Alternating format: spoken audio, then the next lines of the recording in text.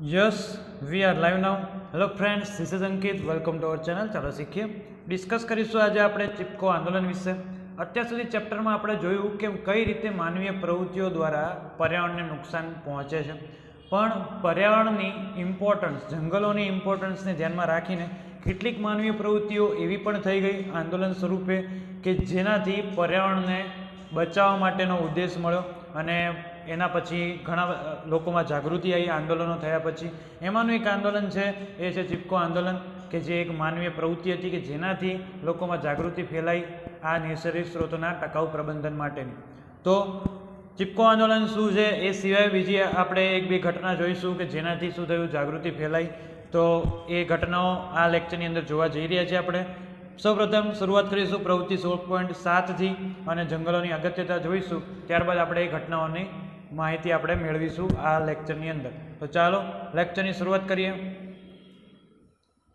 પહેલાં આપણે જોઈએ જંગલોની અગત્યતા. જંગલોની અગત્યતાની અંદર 16.7ની અંદર આપણે જોઈ ગયા હતા પ્રવૃત્તિ લાસ્ટ લેક્ચરની અંદર કે 2 વન્ય નિપજોના નામ એવા આપો કે જેના ઉપયોગ ઉદ્યોગોમાં થતો હોય, કંપનીઓમાં થતો હોય. તેની અંદર આપણે ટીમરૂનું પાન બીડી બનાવવા માટે અને દેવદારના વૃક્ષો એ દિવાસળીની જે સળી હોય છે, મતલબ કે એની અંદર જે લાકડું વપરાય છે દેવદારના વૃક્ષોનું હોય છે.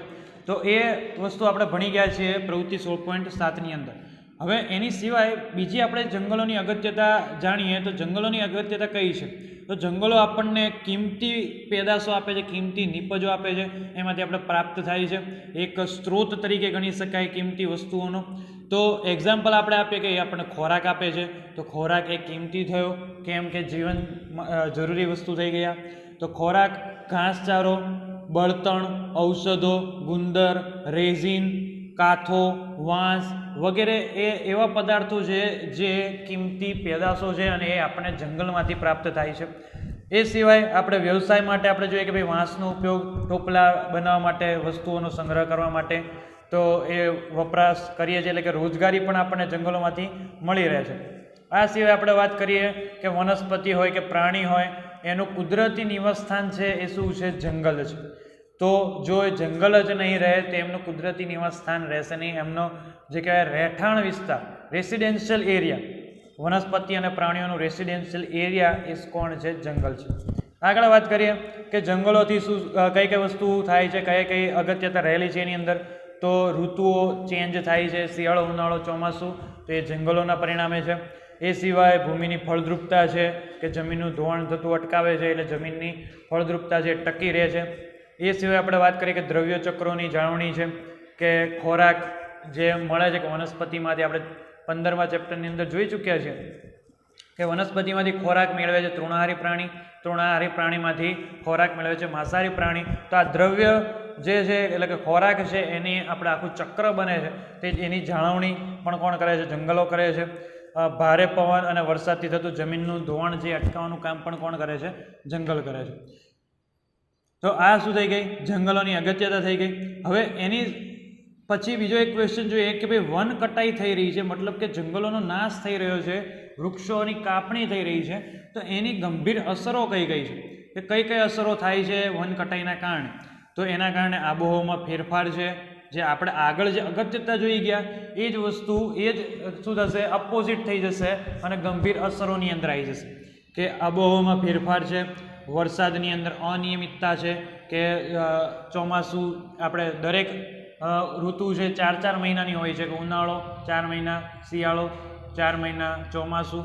પણ ચોમાસાની અંદર વરસાદની અનિયમિતતા હોય કે ભાઈ ચોમાસા સિવાય પણ બીજી બધી ઋતુઓમાં વરસાદ પડતો હોય અથવા વરસાદ ઓછો થાય તો એ પણ શું છે? વન કટાઈના કારણે સમસ્યા સર્જાય છે.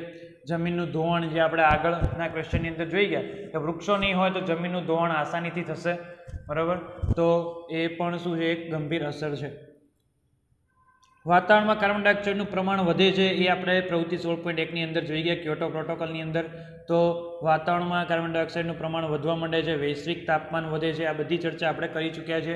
ગ્રીન હાઉસ અસર ઉત્પન્ન થાય છે. આગળ વનસ્પતિ અને પ્રાણીઓનું કુદરતી વ્યવસ્થાન છે એ દૂર થઈ જશે, અને જો એ દૂર થઈ જશે તો શું થશે કે વનસ્પતિ અને પ્રાણીઓની સંખ્યામાં ઘટાડો થશે, અને જે આહાર જાળ છે એની કડીઓ તૂટવા માંડે છે. કેમ કે વનસ્પતિ નહીં રહે, પ્રાણી નહીં રહે તો આહાર જાળ તૂટી જશે, નિવસનતંત્ર વેરવિખેર થઈ જશે. આગળ વાત કરીએ જંગલ સંરક્ષણમાં બિશ્નોઈ સમુદાય એનો ફાળો શું છે. તો અત્યાર સુધી આપણે જોઈ ગયા નેગેટિવિટી જોઈ ગયા કે ભાઈ નેગેટિવિટી શું હતી, આપણા માનસિકતા આપણી કેવી નેગેટિવ પ્રકારની હતી કે ભાઈ કઈ રીતે આપણે પ્રદૂષણ ફેલાવીએ છીએ, જંગલોને કઈ રીતે નુકસાન પહોંચાડીએ છીએ. પણ કેટલીક પોઝિટિવ વસ્તુઓની વાત આપણે કરવાની છે આ લેક્ચરની અંદર, કે કેટલીક માનવીય પ્રવૃત્તિઓ એવી હતી કે જેનાથી જંગલોનું સંરક્ષણ, એનું વ્યવસ્થાપન વ્યવસ્થિત થઈ શક્યું. તો એમાંથી કેટલીક ઘટનાઓ છે એને આપણે ડિસ્કસ કરીશું. તો એમાં પહેલી ઘટના છે બિશ્નોઈ સમુદાયનો ફાળો, કે બિશ્નોઈ એ સમુદાય છે, એક જાતિ છે. કઈ જગ્યાએ વસવાટ કરે છે તો રાજસ્થાનના થાર રણની સીમા નજીક એમને વસવાટ છે. એમની અંદર, એ સમુદાયની અંદર, એ જાતિની અંદર એવી માન્યતા છે કે બધા જ સજીવોને જીવવાનો અધિકાર છે. એ ઉપરાંત નૈસર્ગિક સ્ત્રોતોનો ઉપયોગ કરવાનો હક છે, અધિકાર છે. તો આ એક માન્યતા છે. એ માન્યતાને એ સમુદાયના લોકો, બિશ્નોઈ સમુદાયના લોકોએ વળગી રહે છે કે ભાઈ બધા જ જીવોને છે એ જીવવાનો અધિકાર છે અને એ બધા જ સ્ત્રોતોનો ઉપયોગ કરી શકે છે.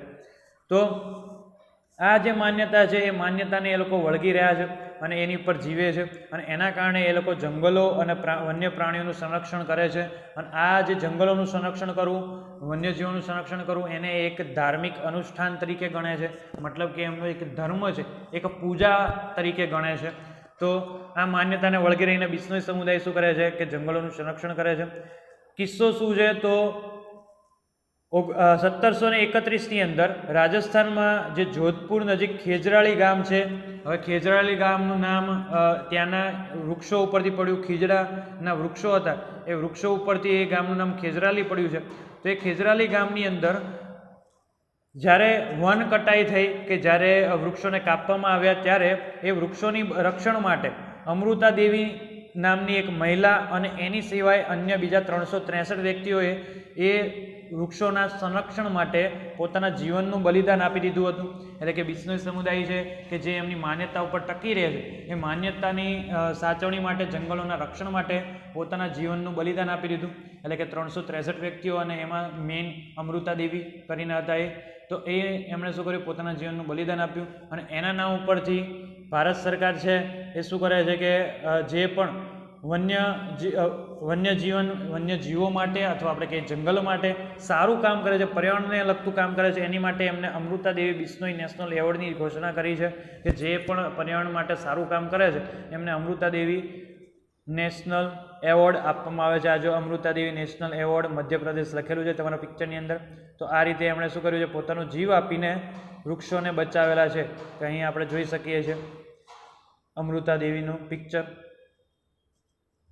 આગળ એની પછી જે ચિપકો આંદોલન, કે ચિપકો આંદોલન છે એ પણ એક અભૂતપૂર્વ ઘટના કહી શકાય કે ભાઈ જેના દ્વારા શું થયું કે લોકોમાં જાગૃતિ આવી જંગલોને બચાવવા માટે. તો એક છે ચિપકો આંદોલન. એની અંદર 1970ની અંદર હિમાલયની જે ઊંચી પર્વતીય માળા છે એની અંદર રેની ગઢવાલ નામના લોકો, એ રેની ગામના લોકોએ શું કરેલું છે કે વૃક્ષોને ભેટવાની ચળવળ કરી, કે ભાઈ વૃક્ષોને એમને ભેટીને ઊભા રહ્યા. કઈ રીતે ઊભા રહ્યા તો આપણે જોઈએ પિક્ચરની અંદર. તો આ એક ચિપકો આંદોલનનું તસવીર છે અહીં 1970ની. તો અહીં આવી રીતે એને ભેટીને વૃક્ષને અડીને રહ્યા, જેથી શું થયું કે ભાઈ વૃક્ષો કાપવા માટે જે મજૂરો આવ્યા હતા એ મજૂરો વૃક્ષોને કાપી શક્યા નહીં. તો રેની ગામના લોકો દ્વારા જે વૃક્ષોને ભેટવાની જે ચળવળ હતી એને ચિપકો આંદોલન કહે છે. કિસ્સો શું હતો તો ગામની નજીક શું હતો, જંગલ વિસ્તાર હતો, અને એ જંગલ વિસ્તાર એક એના માલિકના, જે જંગલો કોઈ માલિકીના હેઠળ આવતું હતું, અને એ માલિકે શું કર્યું, કોન્ટ્રાક્ટરને કોન્ટ્રાક્ટ આપ્યો હતો કે જંગલના વૃક્ષોને કાપવા માટેનો. તો જ્યારે કોન્ટ્રાક્ટરના મજૂરો છે એ સ્થાનિક પુરુષોની ગેરહાજરીમાં જંગલોને કાપવા માટે આવ્યા, ત્યારે ગામની મહિલાઓ, સ્ત્રીઓએ શું કર્યું, વૃક્ષોને ભેટીને એને ફરતે ઊભી રહી, જે આપણે પિક્ચરની અંદર જોયું, અને વૃક્ષોને બચાવવામાં આવ્યો. તો આ કિસ્સો રેની ગઢવાલ નામના ગામની અંદર થયો. અને એની અસર શું થઈ કે એના આશરે ભારત સરકારે શું કર્યું કે જંગલના સ્ત્રોતોનો સદુપયોગ થાય એની માટે એમને ફરીવાર વિચાર કર્યો અને એમને જંગલ કાપતા રોક્યા. તો આના કારણે આ ચિપકો આંદોલન છે એક મહત્ત્વપૂર્ણ ઘટના કહી શકાય, કેમ કે એના દ્વારા લોકોમાં ખૂબ જ જાગૃતિ આવી, જંગલોના સ્ત્રોતોનો કઈ રીતે સદુપયોગ કરો એ બાબતે જાગૃતિ આવી. તો ચિપકો આંદોલન. એની પછી આપણે વાત કરીએ જંગલોના વ્યવસ્થાપન માટે સ્થાનીય લોકોની ભાગીદારી કઈ રીતની મહત્ત્વની છે કે ભાઈ જંગલોનું રક્ષણ કરવા માટે, એની જાળવણી કરવા માટે સ્થાનિક લોકો કેટલા ઇમ્પોર્ટન્ટ છે. આપણે વ્યક્તિઓ વિશે જોઈ ગયા, મહત્ત્વની વ્યક્તિઓ વિશે. એમાં સૌપ્રથમ સ્થાનિક લોકો હતા, ત્યારબાદ વન વિભાગ હતું આપણે જોઈ ગયા, ઉદ્યોગપતિઓ આપણે જોઈ ગયા, પ્રકૃતિ પ્રેમીઓ જોઈ ગયા. તો સ્થાનિક લોકોનું મહત્ત્વ કેટલું વધારે છે, એ કેટલું વધારે છે એની માટેનું એક ઉદાહરણ આપેલું છે તમને. તો એ જોઈએ આપણે કે સ્થાનિક લોકોની ભાગીદારીથી આપણે શું કરીએ છીએ કે જંગલોનું વ્યવસ્થાપન અને રક્ષણ વ્યવસ્થિત રીતે કરી શકીએ છીએ. તો એની માટેનો એક કિસ્સો છે. 1972ની અંદર પશ્ચિમ બંગાળની અંદર વન વિભાગે શું કરેલું હતું કે સાલના જંગલો કે સાલના વૃક્ષો જે ઝડપથી વૃદ્ધિ પામે છે, એટલે સાલના જંગલો છે એની પુનઃસ્થાપનની યોજના બનાવી હતી. પણ એ યોજના નિષ્ફળ ગઈ હતી, કેમ કે વન વિભાગે પોતાની રીતે કર્યું હતું, પણ એનું વ્યવસ્થાપન, એની જાળવણી માટે, એના રક્ષણ માટે કોઈ દેખરેખ રાખવાવાળું ન હતું. એટલે એ યોજના નિષ્ફળ ગઈ હતી કે જંગલની અંદર શાકના વૃક્ષો ઉગાડવામાં આવ્યા હતા, પણ એ યોજના એકદમ સદંતર નિષ્ફળ ગઈ. ત્યારબાદ શું કર્યું કે વન વિભાગના જે અધિકારી હતા A.K. બેનર્જી નામના જે વન વિભાગના અધિકારી હતા, એમણે મિદનાપુર જિલ્લો પસંદ કર્યો કે જ્યાં વન કટાઈ બહુ વધારે થઈ ગઈ હતી, એનો હાલત બહુ ખરાબ હતી.